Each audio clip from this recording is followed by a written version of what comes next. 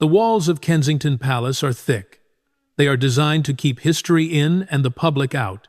But on this Tuesday morning, they felt less like a sanctuary and more like a prison cell. Inside the private conference room, the air was so heavy it felt suffocating. It was 7 in the morning, but no one had slept. Prince William sat at the head of the mahogany table.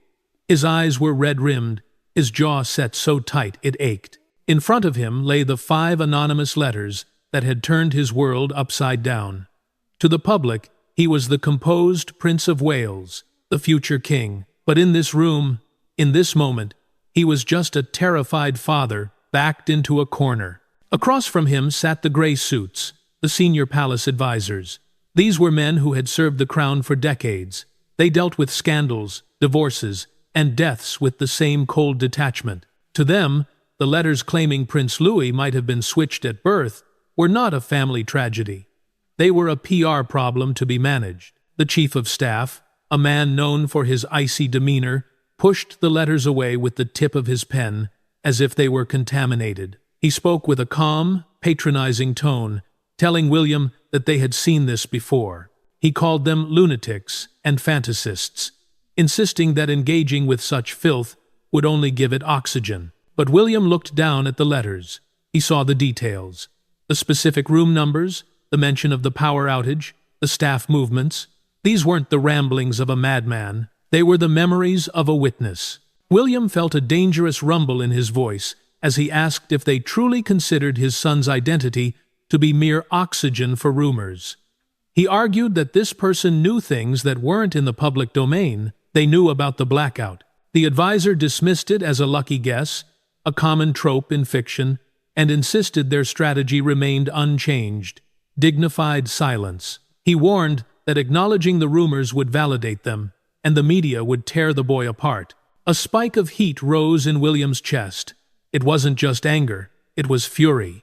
He thought of Catherine, upstairs in her room, eyes swollen from crying, staring at Louis as if he might disappear. He thought of the agonizing doubt that had crept into his own heart in the middle of the night. He told them Catherine wasn't sleeping, that none of them were sleeping. He demanded certainty. He wanted the DNA test authorized that very day. The room went deadly silent. The advisors exchanged glances, a silent communication of disapproval. The chief of staff sighed, clasping his hands on the table. He argued that a DNA test was impossible, citing the dangerous precedent it would set. He warned that if the Prince of Wales took a DNA test because of an anonymous letter, every conspiracy theorist in the world would demand one for George and Charlotte next. He spoke of weakness and the legitimacy of the line of succession. Then he delivered the blow that would ignite the fire. He reminded William that the crown relies on perception, suggesting that sometimes the truth is less important than the stability of the institution. He asked if, hypothetically, there was an error that night. Would it not be better for the country to never know? William stared at the man. The implication hung in the air like poison. They weren't just advising him to ignore a lie. They were suggesting that even if Louis wasn't his son, they would expect him to cover it up to save the monarchy's face. They were asking him to live a lie. The silence stretched for 10 seconds, then 20. Finally, William stood up. The heavy wooden chair scraped loudly against the floor, echoing like a gunshot in the quiet room. He didn't look like a prince anymore. He looked like a predator. He whispered for them to get out. When the confused advisor hesitated, William roared, slamming his hand onto the table with such force that the water glasses shook. He shouted that he didn't care about stability or perception when his son was upstairs and his wife was falling apart. He leaned over the table, his face inches from the advisor's, his blue eyes burning with a rage not seen since the days of his mother's death. He told them he didn't care about the line of succession or their precedents. He swore that if there was even a 1% chance that his son was not who they thought he was, or that another family was raising his child, he would burn the entire institution to the ground to find out. He hissed at them, reminding them that they had forgotten who they worked for. They served the family, and the family was drowning. He rejected their strategy and their dignity. He demanded a doctor and a test kit, warning that if they tried to stop him or leak a word to the press, He would personally tell the world exactly what they had just suggested. The advisors scrambled for the exit, pale and shaken. They had expected a compliant prince, but found a furious father. But as the door clicked shut, leaving William alone in the silent room, the adrenaline faded, replaced by a cold, crushing fear. He had won the battle for the test, but now he had to face the possibility of what the results might actually say. The heavy oak door clicked shut, sealing William inside the silent conference room, but the echo of his own shouting still rang in his ears. For a moment, he leaned against the table, head bowed, breathing hard. He had done it. He had defied the machine that had controlled his entire life. But as the adrenaline of the confrontation faded, a new, colder reality washed over him. He had demanded the truth, but now he had to face the terrifying possibility that the truth might destroy everything he loved. He wasn't just a prince fighting for answers anymore. He was a man standing on a precipice, staring down into an abyss that could swallow his family whole. He left the room and walked through the long, gilded corridors of Kensington Palace. Usually, these halls felt like home, filled with the echoes of his children's laughter. Today, they felt like a museum, cold and indifferent to the human drama unfolding within. He climbed the stairs to their private apartments, his footsteps heavy. He knew Catherine was waiting. She had been waiting all morning, pacing the floor of their sitting room, her phone clutched in her hand, praying for a resolution that didn't involve being silenced. When he opened the door, she spun around, her face pale, her eyes searching his for a sign. She didn't ask what happened. She didn't have to. The look on his face said everything. He walked straight to her and pulled her into his arms. He held her tighter than he had in years, burying his face in her hair. He told her it was done. He told her the gray suits were gone, that he had overruled them, and that the test would happen. He felt her body sag against him, a mixture of relief and fresh terror. They had won the battle against the institution, but the war for their son's identity was just beginning. They stood there in the silence of the morning, two parents huddled together against the world, realizing that for the first time in their royal lives, they were completely and utterly alone. There would be no press release, no team of fixers, no safety net. If this went wrong, there was no coming back. The logistics of the test had to be handled with military precision. They couldn't use the standard royal medical team. Too many eyes, too many potential leaks. William made a personal call to a retired royal physician, a man he had known since childhood, a man whose loyalty lay with the person, not the crown. He asked him to come to the palace immediately, not through the main gates where the paparazzi camped, but through a service entrance usually reserved for deliveries. The secrecy was suffocating. Every servant, every guard felt like a potential spy. They sent the staff away for the afternoon, clearing the floor, creating a bubble of privacy that felt incredibly fragile. When the doctor arrived, carrying a simple black medical bag, the atmosphere in the room shifted from anxious to clinical. It was happening. It was real. They brought Louis in from the nursery. He was playing with a toy car, completely oblivious to the fact that his entire future, his very name, hung in the balance of a cotton swab. Catherine sat him on her lap, her hands trembling so much she had to clasp them together to hide it. She smoothed his hair, that hair that the internet said was too light, too different. She looked at his eyes, searching for herself in them, desperate for recognition. The doctor moved quickly and quietly. He explained it was just a tickle, a quick checkup. Louis giggled as the swab touched the inside of his cheek.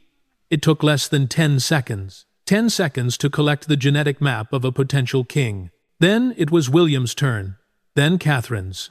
The swabs were placed into sterile tubes, sealed, and labeled not with names, but with codes. Chain of custody was everything. These samples couldn't just go to a lab. They had to be hand-delivered to a private facility that had no idea whose DNA they were testing. As the doctor packed away the kits, the finality of the act hit William like a physical blow. The samples were leaving the room. The control was gone. Now, there was only the wait. The doctor promised results within 48 hours, an expedited timeline that felt like an eternity. As he left, the silence rushed back into the room, louder than before. William looked at Catherine, still holding Louis, rocking him gently even though he wasn't crying. They had pulled the trigger. The bullet was in the air, and all they could do now was stand still and wait to see where it would land. The 48 hours that followed were a unique kind of torture, a slow-motion nightmare that made the grandeur of Kensington Palace feel cold and empty. Time didn't just pass, it dragged, heavy and suffocating. Catherine stopped eating. She moved through the rooms like a ghost, her eyes constantly red-rimmed, flinching every time a phone rang or a door slammed. She found herself wandering into the nursery while Louis slept, standing over his crib in the dark, listening to the rhythm of his breathing. She was memorizing him. She was terrified that she was looking at a stranger, or worse, that she was looking at a child she might have to give up. Every maternal instinct screamed that he was hers, that she knew his smell, his cry, the curve of his ear. But the seed of doubt, planted by those cursed letters, had taken root deep in her mind, turning her memories into questions. Had she really been too exhausted that night? Had she missed something in the darkness of the power outage?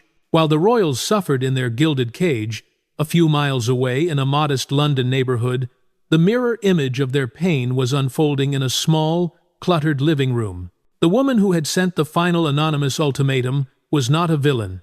She was a mother, just as terrified as Catherine. She sat on her sofa, clutching a tablet, zooming in on high-resolution photos of Prince Louis from the recent garden party. Then, she looked up at her own son, Thomas, sitting on the floor building a Lego tower. The resemblance was no longer just a suspicion. It was haunting. Thomas had the same nose, the same set of the eyes, the same light hair that made no sense in a family of brunettes. For 7 years, they had laughed about his differences, calling him the milkman's baby as a joke. Now, the joke felt like a premonition. She called her husband into the room, her voice shaking. When he saw the comparison, the color drained from his face. They weren't looking for money or fame. They were looking at a boy they had raised, loved, and tucked in every night, realizing he might belong to the most famous family in the world. And if Thomas belonged to the Windsors, then the boy in the palace, the boy being raised to be a prince, belonged to them. It was a thought so disorienting it made the room spin. They were paralyzed by the same fear that gripped William and Catherine, the fear that the truth would shatter their families beyond repair. They didn't want to lose Thomas. They didn't want to trade their son for a prince.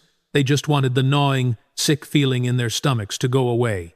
Back at the palace, William attempted to maintain a facade of normalcy. He sat at his desk, staring at briefing papers for an upcoming charity gala, but the words swam before his eyes. He couldn't focus on climate change or homelessness when the very foundation of his private life was crumbling. He kept checking his secure phone, the one line the doctor had. It sat on the corner of his mahogany desk like an unexploded bomb. Every hour of silence felt like an indictment. He replayed the meeting with the advisors over and over in his head. Their willingness to cover it up, to choose the institution over the truth, sickened him. He realized then that if the results came back negative, if Louis wasn't his, he would be fighting a war on two fronts. One against the public to protect his family's privacy, and one against his own staff to protect his integrity. Night fell on the second day, bringing a storm with it. Rain lashed against the high windows of the palace, matching the turmoil inside. William found Catherine in the sitting room, not reading, not watching television, just staring into the fire. He sat beside her and took her hand. It was ice cold. They didn't speak. There were no words left to reassure each other, no platitudes that could cover the magnitude of the moment. They were just two parents, stripped of their titles and their protocol, waiting for the phone call that would either save their lives or end them. And then, cutting through the sound of the rain and the crackling fire, the secure phone on William's desk began to ring. The ringing of the secure phone shattered the silence of the room, sharp and demanding. For a split second, neither of them moved. It was the sound they had been praying for, yet now that it was here, it sounded like a siren warning of an incoming impact. William took a breath, a long, shaky inhale that filled his lungs with steel, and reached for the receiver. His hand was steady. a lifetime of royal training masking the absolute terror hammering in his chest. He lifted the phone to his ear and spoke a single word. "Yes?" Catherine stood frozen by the fireplace, her hands clutching her elbows, her eyes locked on her husband's face, trying to read the verdict in the twitch of a muscle or the shift of his gaze. The conversation on the other end was brief, clinical, and devoid of emotion. The royal physician didn't offer pleasantries. He offered data. He spoke of markers, of genetic probability, of undeniable biological links. William listened, his face an unreadable mask. He asked only one question, his voice low and raspy. "Is there any doubt? Any at all?" The response on the other line was immediate and absolute. William closed his eyes for a moment, absorbing the shock wave, then thanked the doctor and slowly placed the receiver back in its cradle. The click of the phone disconnecting echoed in the vast room like a judge's gavel. He turned to Catherine. She had stopped breathing. She looked fragile, as if a single wrong word would shatter her into 1,000 pieces. William didn't make her wait. He crossed the distance between them in 2 long strides and took her face in his hands. "He's ours," he whispered, his voice cracking under the weight of the relief. "It's a match. Louis is our son. There is no mistake. There is no other family. He is ours." The reaction was immediate and visceral. Catherine didn't just cry. She collapsed. Her knees gave way as the tension of the last 2 weeks left her body all at once. William caught her, pulling her into his chest, holding her up as she sobbed guttural, shaking sobs of pure, agonizing relief. It wasn't the polite weeping of a princess. It was the raw, primal release of a mother who had been standing on the edge of a cliff and had finally been pulled back to solid ground. The nightmare was over. The whispers, the letters, the doubts, they were all lies. Malicious, poisonous lies that had almost rotted their family from the inside out. They didn't stay in the sitting room. They couldn't. They needed to touch the proof. Ignoring the late hour, ignoring protocol, they walked hand in hand down the corridor to the nursery. The room was dim, lit only by a small nightlight. In the crib, Louis was fast asleep, his chest rising and falling in a peaceful rhythm, blissfully unaware that his identity had been the subject of a secret war. Catherine reached through the bars and rested her hand on his back, feeling the warmth of his skin. It was the most grounding sensation she had ever felt. He was real. He was hers.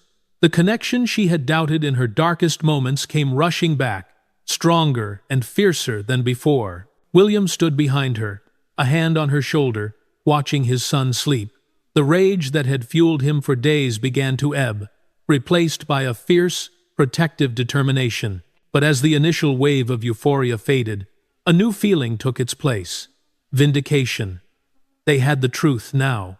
Science had confirmed what their hearts had known. The advisors who had told them to stay silent, to bury the story, to prioritize the institution over the child, they were wrong. William's face hardened again in the darkness of the nursery. They had survived the scare, but now came the reckoning. They had to tell the world. They had to shut down the rumors once and for all. And somewhere in London, there was another family, the parents of the boy named Thomas, who were waiting by their phone, terrified, waiting to find out if they were about to lose their son to the crown. The test had saved William's family, but he knew with a heavy heart that the news he had to deliver next would crush the hopes or fears of the strangers who had dared to ask the question. The morning sun broke over London, piercing through the gray clouds that had hung over the city for days. Inside Kensington Palace, the atmosphere had shifted from a funeral wake to a war room. William didn't sleep after the phone call. He didn't need to. He spent the remaining hours of darkness formulating his next move. He had the truth in his pocket, a weapon more powerful than any PR strategy. At 8 a.m. sharp, he summoned the gray suits back to the conference room. The same men who had advised him to bury the story, to prioritize the institution over his son's identity, sat around the table. They looked nervous, their eyes darting to the folder in front of the prince, trying to gauge the outcome from his demeanor. But William gave nothing away. He let the silence stretch, forcing them to sit in their own discomfort. When he finally spoke, his voice was quiet, devoid of the rage that had shaken the room days earlier. This was a different kind of power. He told them simply that the test was a match. Louis was his son. The rumors were false. He watched the visible wave of relief wash over the advisors, the way their shoulders dropped, the way they instantly began murmuring about press releases and business as usual. But William raised a hand, stopping them cold. He wasn't done. He leaned forward, locking eyes with the chief of staff. He told them that this victory didn't belong to them. If he had listened to their advice, if he had chosen their dignified silence, the doubt would have festered forever. He reminded them that they were willing to let a lie stand to protect an image, and that was a failure of duty he would not forget. He made it clear. From this day forward, the strategy was truth, no matter how uncomfortable it made them. But there was one final, painful piece of business left to attend to. While the palace breathed a sigh of relief, William knew that across the city, another family was still holding its breath. The parents of the boy named Thomas. They weren't villains in this story. They were victims of the same poisonous circumstance. They had spent the last week looking at their own son and seeing a stranger, wondering if they were raising a prince. William instructed his private legal team to make the call personally. He didn't want a cold letter sent by a junior aide. He wanted them to be treated with respect, to be given the dignity that the anonymous letter writer had tried to strip away. The phone rang in the small living room in London. The young mother answered, her hand trembling. When the voice on the other end identified themselves as representing the Prince of Wales, the room went silent. She listened as the lawyer explained the results. The DNA was conclusive. Prince Louis belonged to the Windsors, and by extension, Thomas belonged to them. There had been no switch. There was no royal bloodline in their modest home. The reaction was complex, a tangled knot of emotions that was hard to untangle. There was relief, certainly. They weren't going to lose the boy they had raised for 7 years. They didn't have to navigate the impossible legal and emotional storm of a royal custody battle. But underneath the relief, there was a strange, hollow thud of disappointment. For a few days, they had allowed themselves to imagine a different life, a life of significance and destiny. They had convinced themselves that the unexplainable differences in their son were actually signs of greatness. Now, they had to accept that the differences were just coincidences. The magic was gone. They hung up the phone and looked at Thomas, who was watching cartoons, completely unaware that he had almost been a king in his parents' imagination. They hugged him, but the embrace felt different. It was the hug of parents welcoming their child back from a journey that never actually happened. With the private wounds beginning to scab over, it was time to address the public hemorrhage. The silence from Kensington Palace had been deafening for weeks, a vacuum that had sucked in every conspiracy theory and rumor the internet could conjure. Now, they were ready to fill that silence with the only thing that mattered: fact. At 2 p.m. on a Thursday, the embargo was lifted. The official statement was released to the Press Association, hitting news desks around the globe simultaneously. It was brief, surgical, and devastatingly clear. It confirmed that comprehensive DNA testing had been conducted through multiple independent laboratories, and the results were conclusive. Prince Louis was the biological son of the Prince and Princess of Wales. There was no ambiguity. There was no margin for error. William and Catherine sat in their private sitting room, the television volume turned low, watching the news cycle shift in real time. Breaking news banners flashed across the bottom of screens in London, New York, and Sydney. The anchors, who had spent weeks carefully dancing around the rumors, now read the statement with solemn authority. The reaction was a global exhale. For the vast majority of the public, it was a moment of pure relief. The fairy tale hadn't been broken. The horror story hadn't come true. But underneath the relief, there was a palpable sense of shame among the commentators and social media pundits who had fueled the fire. The hashtags that had trended for days, analyzing a child's ear shape or hair color, suddenly vanished, replaced by messages of support and apologies that felt too little, too late. But Catherine wasn't looking for apologies. She had insisted on adding a specific paragraph to the statement, a few lines that cut through the bureaucratic language of the palace machinery. It spoke of the damage done to children when they become the subjects of adult speculation. It was a plea for humanity in a digital age. a reminder that behind the titles and the castle walls there was just a little boy who liked to play with trucks and didn't understand why the world was debating his existence. Seeing those words on the screen, knowing they were now part of the public record, gave her a small sense of closure. She had used her voice to draw a line in the sand, not just for Louis, but for all her children. With the truth established, the energy in the palace shifted from defense to offense. The question of, "Is he ours?" had been answered. Now, the question became, who tried to make us believe he wasn't? The DNA test had cleared the family, but it hadn't explained the letters. The 5 anonymous envelopes were no longer just disturbing correspondence.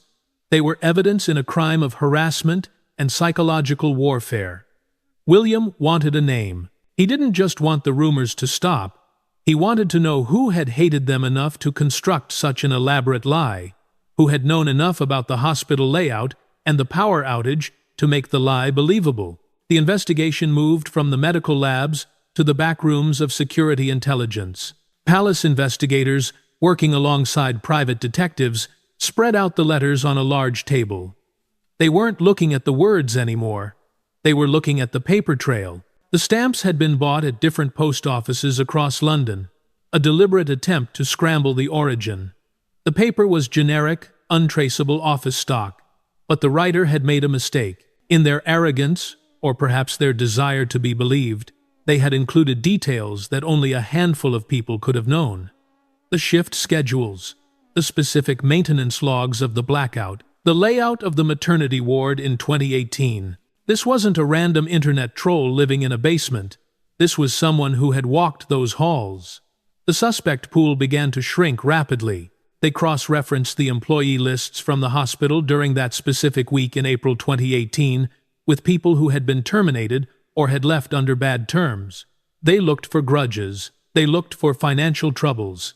And slowly, like a picture coming into focus, a profile began to emerge. It pointed to a former staff member, someone who had felt wronged by the system, someone who had waited years for the perfect moment to strike. William looked at the preliminary report, his jaw tightening. The enemy wasn't a ghost anymore. It was someone real, and they were about to find out what happens when you target the future king's family. The report landed on William's desk with a thud that seemed to echo the finality of the situation.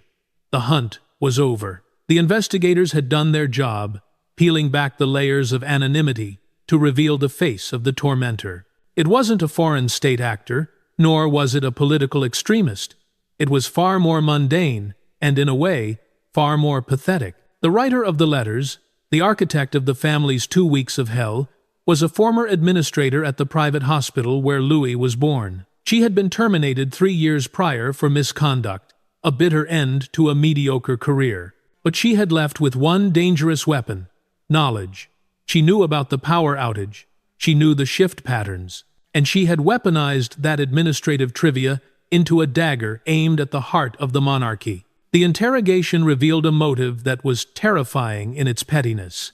It wasn't about justice, and it certainly wasn't about the truth. It was revenge, pure, distilled vengeance against the hospital system that she felt had wronged her. She had concocted the baby switch theory not because she saw it happen, but because she knew it was the one scenario that would destroy the hospital's reputation forever. The royal family were merely collateral damage in her personal vendetta. She had looked at a 7-year-old boy and decided his identity was a fair price to pay for settling a workplace score. When William learned this, his initial reaction was a cold, white-hot fury. He wanted her named. He wanted her prosecuted to the fullest extent of the law. He wanted the world to see the face of the person who had made his wife cry herself to sleep for 14 nights. But as the red mist of anger receded, the weight of responsibility settled back onto his shoulders. A legal battle would mean a public trial. It would mean dragging Louis's name through the mud for months, perhaps years. It would keep the conspiracy theories alive, feeding the tabloids with fresh headlines every day. William looked at the file, then at the photo of his children on his desk. He realized that true strength wasn't about crushing your enemy. It was about protecting your peace. He made the difficult decision to close the file. There would be no public prosecution. The woman would be visited by authorities, She would know she was found, and she would live with the knowledge that the crown was watching her. But she would not get the fame she secretly craved. She would fade back into obscurity, a ghost story that the family would eventually forget. While William dealt with the villain, Catherine turned her attention to the other victims. Her heart ached for the family in London, the parents of Thomas. They had been dragged into this madness through no fault of their own. They had spent days questioning their own reality, looking at their beloved son and seeing a stranger. Catherine sat down at her personal writing desk, pushing aside the official palace stationery. She chose a simple, cream-colored card and picked up her pen. She didn't write as a princess. She wrote as a mother. She wrote to the other woman, expressing a profound and gentle empathy. She acknowledged the terror they must have felt, the confusion, and the guilt of doubting their own child. She validated their pain, telling them that their reaction was human, not shameful. She thanked them for their discretion and for the dignity they had shown when the palace lawyers called. It was a gesture of grace that bridged the gap between a royal palace and a working-class home. When she sealed the envelope, she wasn't just sending a letter, she was sending a peace offering, a way to help another family heal from the same wound that had scarred her own. Across London, when that letter arrived, the reaction was tears. The young mother read Catherine's words and felt the heavy burden of guilt finally lift. She wasn't crazy for seeing the resemblance, and she wasn't a bad mother for being scared. She showed the letter to her husband, and they agreed to keep it, not as a souvenir to sell to the press, but as a private reminder of the strange, stormy chapter they had survived. They looked at Thomas, who was happily oblivious to it all, and finally, for the first time in weeks, they just saw their son. The ghost of the prince had vanished from his face, leaving only the boy they loved. With the legal and administrative fires extinguished, the Prince and Princess of Wales turned their attention to the most delicate task of all, healing their home. The palace walls could keep out photographers, but they couldn't filter the air completely. George and Charlotte, though young, were perceptive. They had sensed the tension that had gripped their parents for weeks, the hushed conversations, the red eyes, the sudden absence of laughter at the dinner table. They had heard whispers at school, fragments of playground gossip that trickled down from parents to children. They knew people were saying things about Louis, unkind things that made no sense to them. It was time for the truth, delivered not with the cold facts of a DNA report, but with the warmth of parental reassurance. William and Catherine gathered the older children in the nursery, a deliberate choice to ground the conversation in a space of safety and play. They didn't talk about genetics or hospital protocols. Instead, William explained in simple, gentle terms that sometimes people outside the family got confused and said things that weren't true. He told them that there had been a question about whether Louis belonged to them, but that they had checked, and everything was perfectly fine. He emphasized that being a family wasn't just about looking alike, it was about loving each other and sticking together when the world got loud. George, bearing the early weight of his future role, listened with a seriousness beyond his years. He asked why people would be mean to Louis, a question that broke William's heart because there was no logical answer. William explained that sometimes people invent stories because they are bored or unhappy, and they don't think about who they might hurt. He told George that the most important thing was that they knew the truth. George nodded slowly, processing this. He looked at his little brother, who was busy crashing toy cars into a pile of blocks, and made a solemn promise. He told his father that he would always look after Louis. It was the first spark of the protective bond that would define their relationship for decades to come. A future king pledging to shield his younger brother from the same scrutiny he was born into. Charlotte, with her characteristic practicality and heart, handled it differently. She didn't need long explanations. She needed action. She went to her art table and spent the next hour working intently with her crayons. When she was finished, she presented Louis with a drawing. It was a picture of 5 stick figures holding hands under a bright yellow sun. William, Catherine, George, Charlotte, and Louis. She handed it to him and told him fiercely that he was definitely her real brother and that he wasn't allowed to go anywhere. Louis, completely oblivious to the existential crisis that had just been resolved, simply grinned, hugged his sister, and went back to his toys. The simplicity of the moment brought tears to Catherine's eyes. It was the proof she needed that the poison of the rumors hadn't reached the children's hearts. But while the family was healing privately, William knew that the public narrative needed one final correction. The official statement had stopped the rumors, but it hadn't explained the toll. If they stayed silent now, the tabloids would eventually spin the story that the royals were aloof or untouched by the scandal. William wanted to control the ending of this chapter. He decided to break protocol once more. He scheduled a private, sit-down interview with a trusted journalist, not to complain, but to contextualize. He wanted to speak on the record about the pain of having a child's identity questioned. He wanted to turn their personal nightmare into a broader conversation about privacy and the protection of children in the digital age. The interview was set to take place in a quiet corner of the palace, away from the grandeur of the staterooms. William prepared his words carefully. He wasn't going to be the angry prince who had stormed out of the meeting room. He was going to be the relatable father who had fought for his son. He invited Catherine to join him for the final segment. Together, they would present a united front, showing the world that while the institution of the monarchy might be ancient and rigid, the people living inside it were flesh and blood, capable of hurt, but also capable of fighting back with the most powerful weapon of all: the truth. The cameras were set up in the yellow drawing room, a space usually reserved for formal portraits. But today, the lighting was softer, the atmosphere intimate. William sat opposite the journalist, leaning forward, his hands clasped loosely between his knees. There was no script, no list of approved questions from the press office. This was raw. When the interview began, William didn't speak like a future monarch. He spoke like a man who had walked through fire. He described the moment the first letter arrived, the sickening feeling of reading words that were designed to dismantle his family. He admitted, with startling honesty, the impossible position of doubting his own memory, of looking at his son and wondering if the eyes staring back belonged to someone else. He explained that the decision to test wasn't about weakness, it was about the absolute necessity of truth. He told the world that he would rather face a hard reality than live in a comfortable lie, and that his duty to his son came before his duty to the crown's image. Then, he turned the conversation outward. He spoke with a simmering intensity about the culture of conspiracy that had allowed this madness to flourish.